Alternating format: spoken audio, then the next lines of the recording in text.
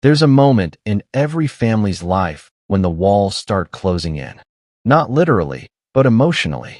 The distance grows. The Sunday dinners become monthly check-ins.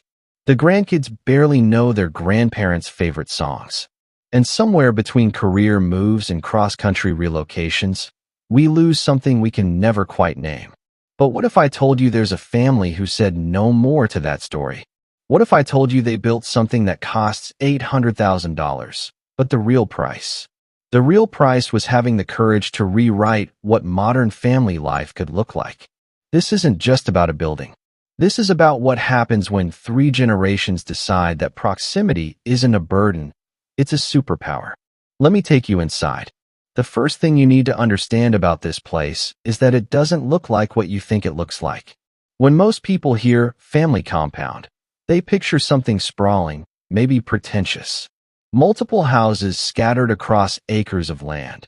Each family member retreating to their corner of the property like monarchs in their separate kingdoms. But that's not what this is. This is a barndominium.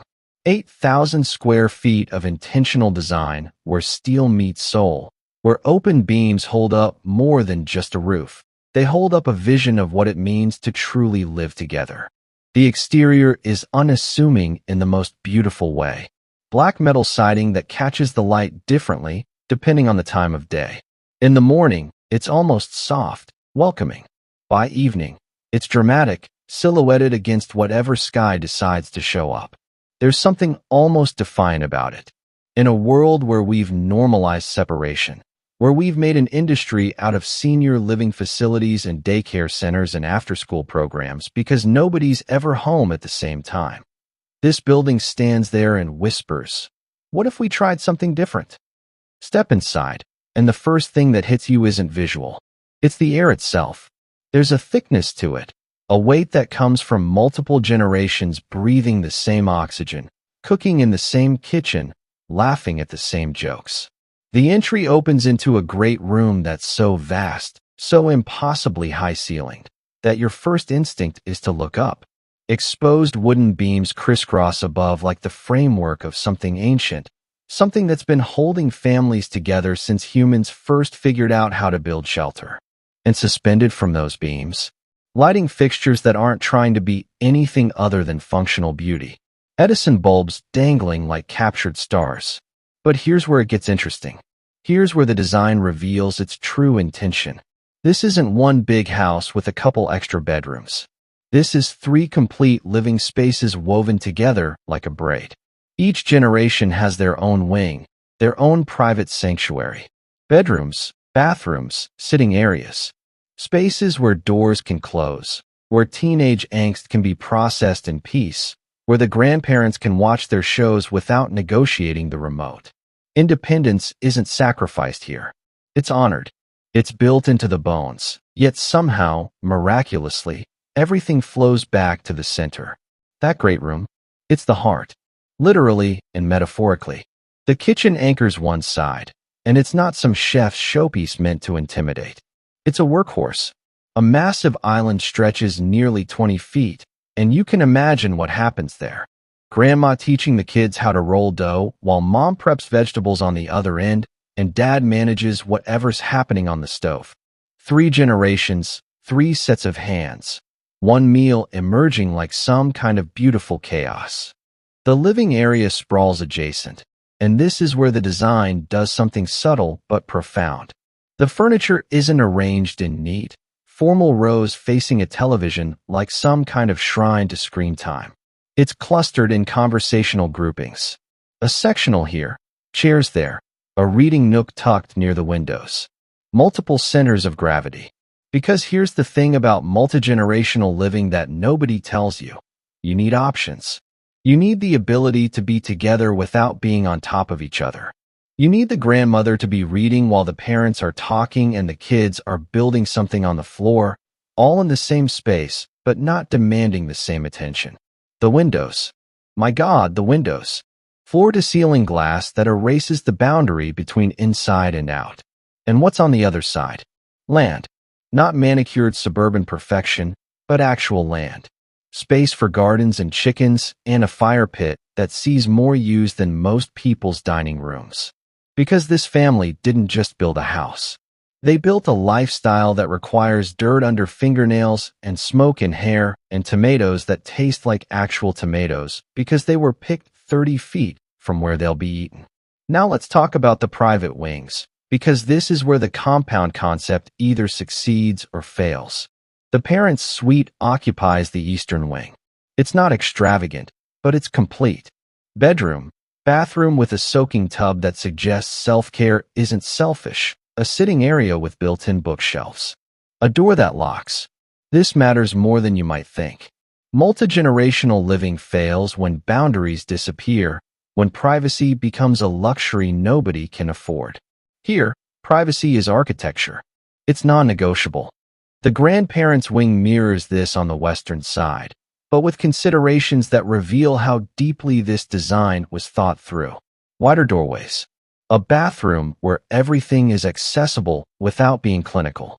A private patio where morning coffee can happen in solitude if that's what the day requires.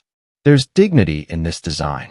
A recognition that age doesn't mean absorption into someone else's life, doesn't mean becoming a guest in your own existence. And the kids? They've got the upstairs, which in Barndominium terms means a loft space that's half bedroom, half adventure.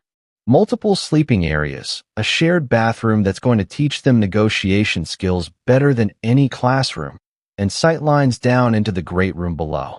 They can retreat, but they can't disappear.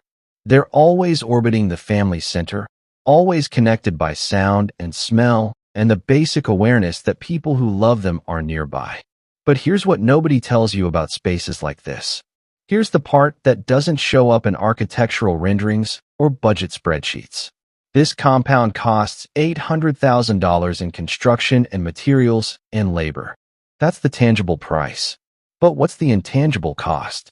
What does it cost to admit that the American dream of individual nuclear families and separate houses might be leaving us more isolated than independent?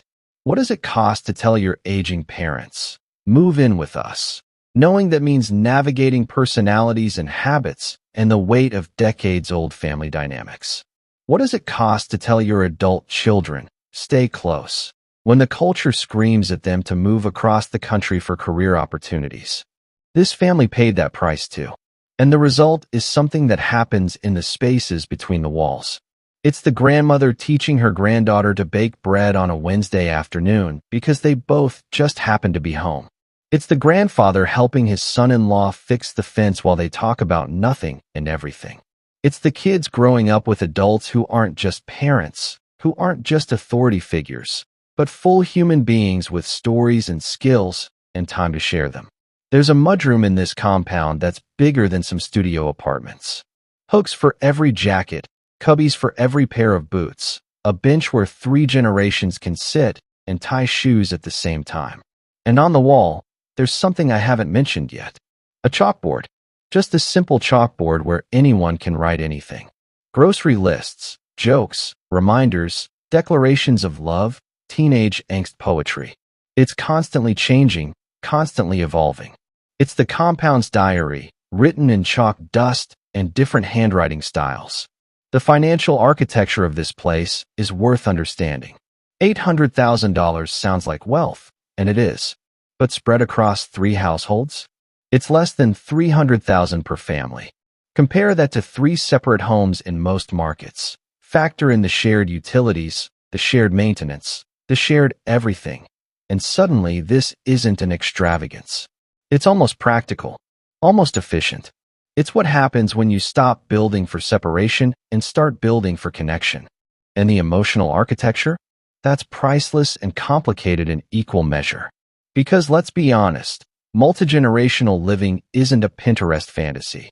There are arguments about thermostat settings and parenting styles, and whose turn it is to host holiday meals that everyone's already attending anyway. There are moments when someone needs to get in their car and drive around for 30 minutes just to remember what silence sounds like. This isn't utopia. It's just family, amplified and concentrated and unavoidable. But here's what makes this work. What makes this barndominium more than just an expensive experiment in nostalgia, intention, Every beam, every wall, every private wing and shared space was designed with the recognition that humans need both connection and autonomy. That children benefit from multiple adults who care about their homework and their heartbreaks. That aging doesn't have to mean isolation. That parents in the middle years might actually survive and thrive if they're not doing it completely alone. The back porch wraps around the entire southern exposure, covered in generous. There are rocking chairs out there, and on summer evenings, you can imagine what happens. The whole family filters out after dinner, some sitting, some leaning against the railing, some of the kids running in the grass just beyond. Conversations overlap. The grandfather tells a story the adults have heard 100 times, but the grandkids are hearing it for the first. Someone's phone rings and nobody answers it. The sky does its nightly performance. And for these moments, for these utterly ordinary moments, this family is synchronized. This is what $800,000 bought. Not granite countertops or high-end appliances, though those exist. Not square footage or property value, though that's part of it. What it bought was proximity.